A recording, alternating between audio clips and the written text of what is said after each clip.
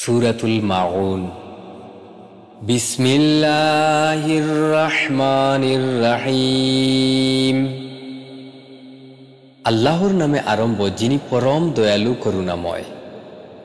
আরাআইতাল্লাযী ইউকাযযিবু বিদ্দীন।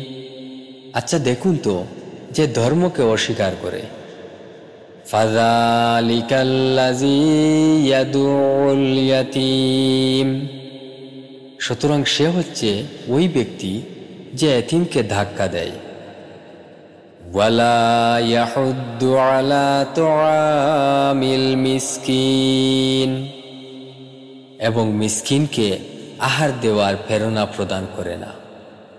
ফাওয়াইলুল লিল মুসাল্লিন আল্লাযীনা হুম আন সালাতিহিম সাহুন।